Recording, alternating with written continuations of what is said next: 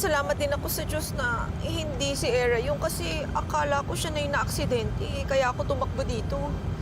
Hindi ko kasi siya mahanap.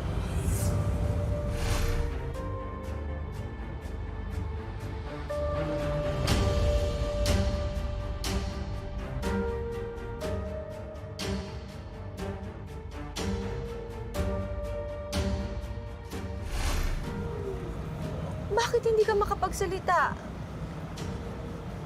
May gusto ka bang sabihin? May kailangan po kayong malaman. Nakita ko po yung anak ko eh. Ha? Nakita mo si Era? Asan siya? Kanina ko pa nga siya hinahanap eh. Nagmamadali po siyang sumakay sa kotse niya eh. Siya po yung nakasagasa dun sa matanda. Ha? Hindi. Hindi magagawa yan ni Era. Lilet, bawiin mo yung sinabi mo. Attorney, nagsasabi po ako ng totoo. Nakita ko po talaga siya pagkatapos ko pong marinig na may bumanggang kotse dun sa matanda. Eh, pwede naman po na napadaan lang siya. Pero iniwan niya pa rin po yung matanda sa ganong sitwasyon. No! My daughter will not do anything like that. That's impossible! Attorney, nakita ko po talaga siya sa pinangyarihan ng aksidente. Malay mo naman, Lilet, kung nakita niya, pagkatapos nagpanik siya, kaya siya umalis. May iba ka pa bang pinagsabihan? Wala po, kayo pa lang po. Okay, that's good. Pwede ba na huwag ka na munang magsabi ng kahit na kanino hanggang hindi ko pa nakakausap si Era? I need to hear her side. I-clarify muna natin kung ano talagang nangyari. Pero attorney, di ba po kailangan na mag-report ako agad para mas maimbestigahan tapos mapatunayan kung may pananagutan ba si Ira o wala? Lilet, hindi mo naman actually nakita na sinagasaan ng kotse ni Era yung matanda, hindi ba? Pero wala na pong ibang sasakyan dun eh. Sasakyan lang po talaga ni Ira. Malay mo naman kung nagpanik lang siya. Nakita niya yung nangyari. Tapos, nataranta siya, umalis siya. Wala po talagang ibang sasakyan dun ng mga oras na yun. Kotse lang po talaga niya. Hindi ko naman kukonsintihin kung talagang anak ko ang gumawa nun. Pero pagbigyan mo ko, Lilet, hayaan mo na munang makausap ko si Era bago ka magsabi sa kahit na kanino. Pwede ba? Let me investigate first. Nakikiusap ako sa'yo. Pagbigyan mo naman ako, please.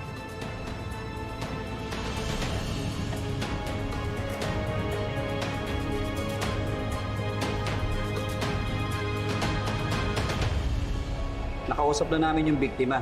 Hindi niya raw matandaan kung ano sasakyan yung nakabangga sa kanya. Sabi ng residente doon sa area na pinangyarihang krimen, kayo raw yung unang taong nakakita sa matanda. Maaari niyo bang sabihin sa amin kung ano yung nalalaman niyo? Attorney, may ituturo mo ba sa amin kung sino yung nakahitin rin sa biktima?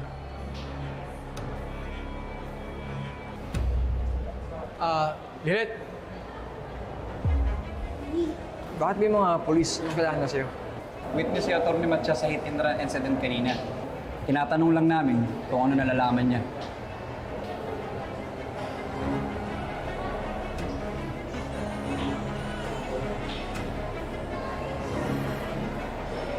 Nakita mo yung nangyari?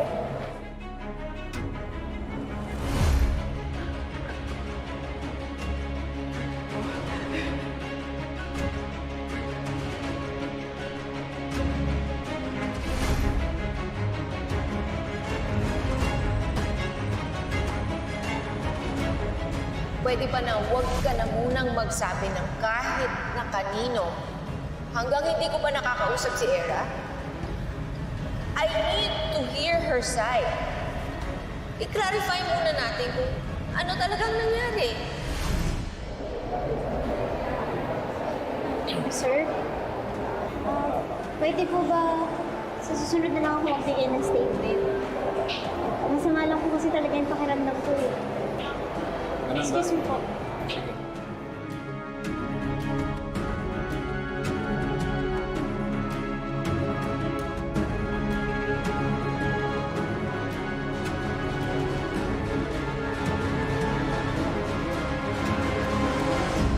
Of course. Anything to get more donors for the Big Hugs Foundation, dear. You know, I've been supporting your cause ever since I won Miss Light of Manila. And do I still have to say this? But I do miss all the photo shoots. Okay, I'll see you. Bye. Nako, si Ino na naman. Mom naman, bakit ba lagi mong pinapansin yung mga social media activities ko? Well, nasabi mo na ba sa kanya na lately madalas kami nakikita ng mother niya na si Lorena? And even his dad, na familiar sa work ng daddy mo. Do they even know about you na? No! Hindi ko naman binibring up, Mom. Saka why would I? Baka isipin niya na I'm insinuating na mag-meet the parents na agad. Na this is something serious. Wait. Alam ba ng mom ni Ino na may something kami? No. I don't want to come across as if I'm desperate to have a connection at maging feeling close sa kanila. Everything will have its proper time for that. At sa tingin ko naman, doon na rin kami papunta ni Lorena. As soon as ma-define ang relationship niya ni Ino. Are you saying na hindi ka na against sa situationship namin ni Ino? Well, being acquainted with Lorena De Leon can only help boost my philanthropy and celebrity status. So, bonus pa na matatanggal si Lilet sa buhay nila. Eh, parang mga loyalist naman sila ni Lilet eh. You know what to do. Basta, keep earning Ino's trust and keep him close to you. And eventually, magiging close na rin ako sa family niya.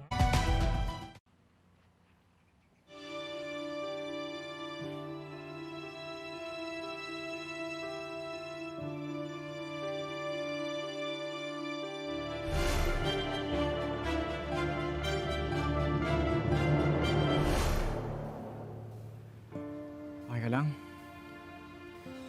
God, Bonnie! I don't understand why your friend is doing this to me!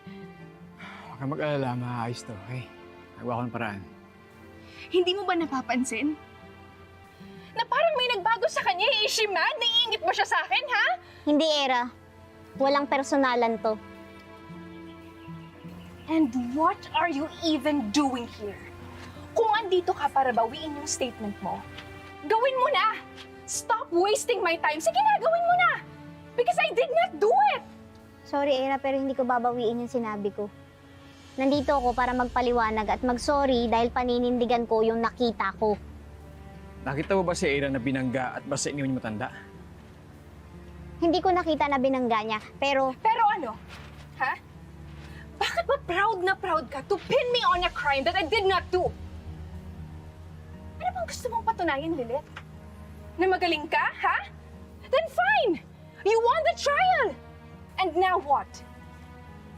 You're setting on a crusade on your greatness? Hmm? Ganito bang klaseng kaibigan ang gusto mo, Bonnie? Na kayang gumawa ng kwento para lang makulong yung babaeng minamahal mo? Bonnie, tinanong kita. Ang sabi mo, magsalita ako. Dahil hindi malinaw sa akin ang totoo. Hindi mo sinabi sa akin si Era tinutukoy mo eh. At dahil girlfriend ko yung naiipit, kailangan baguhin ko yung totoo? Alam mo, hindi ko alam kung paano mo nakukuha ang humarap sa amin. Ikaw ang posibleng dahilan pag nakasuhan si Era. Buti pa, umalis ka na lang.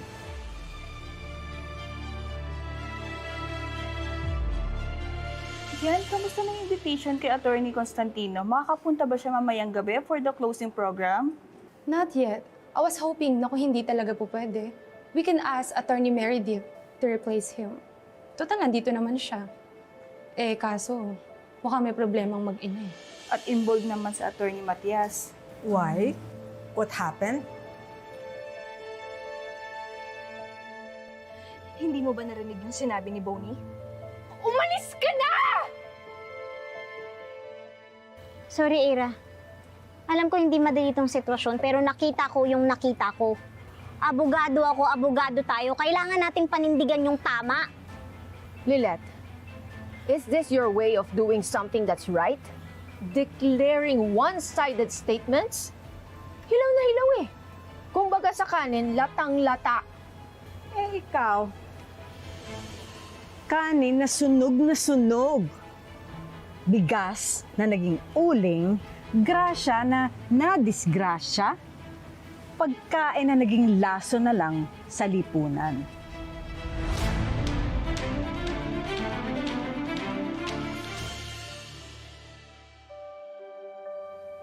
And of course, the great Lorena.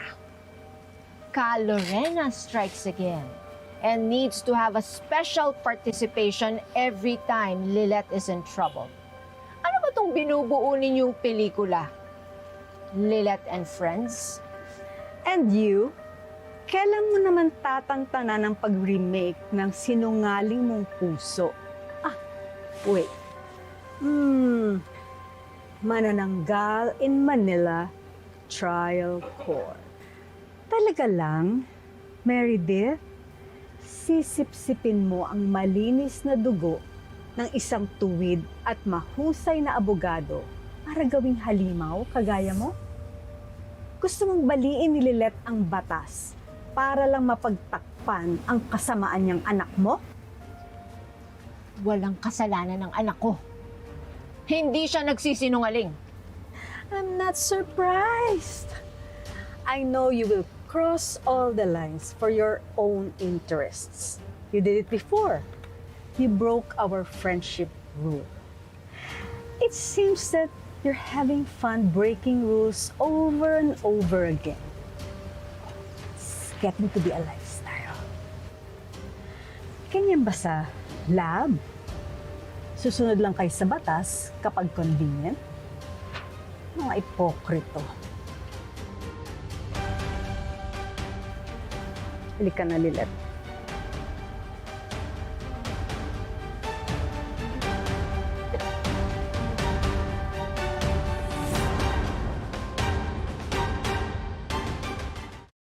Dito ka na muna, ha? May kakausapin lang ako saglit. Sabay tayong pupunta sa ospital.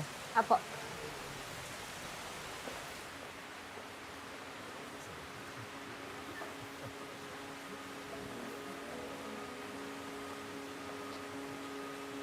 Ayun no, the lawyer turned star witness.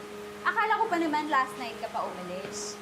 Yun pala, you really made sure na may paandar ka bago ka umalis ng Batangas, ha? Alam mo, kahit saan, you always take the chance to shine bright. Galawang pasikat eh. O ano, tips naman dyan oh, para malaman namin. Hindi nakakatawa, Kurt. At mas lalong hindi nakakatuwang mapunta sa ganitong sitwasyon. Mapunta? Really? Ang sabihin mo, sinadya mong puntahan yung sitwasyon na yan. Hindi ba sinisiraan at dinidiin mo lang naman si Era dahil sila na ngayon ni Bonnie? Nagsiselos ka dahil patay na patay ka pa rin sa kanya. Ano bang pinagsasabi mo? Walang mali siya yung ginawa ko at wala akong nararamdaman para kay Bonnie. Magkaibigan lang kami, yun lang yun. Wow! Okay.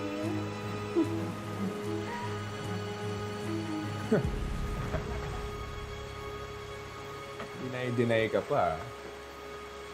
Yari ka sa akin. Paano nangyari?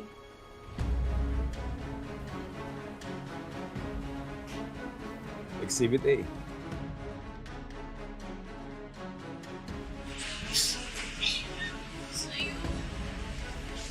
Oh my God! So pathetic! Sa tingin mo, sinisiraan talaga niya si Era dahil bitter na bitter pa rin siya. Alam mo, merong bagay na bilib ako kay Lilet. She'll do whatever it takes to get what she wants. Give me a copy. Send it to me, dali. Bakit? Anong gagawin mo? Just wanna make sure that she doesn't get everything she wants. Alam mo, for fun purposes ko lang sana ilalabas to. Okay? Pero parang wrong timing ata. Okay na nga. Perfect timing kaya. Someone has to know the little person's little dark secrets. Set? Ayan.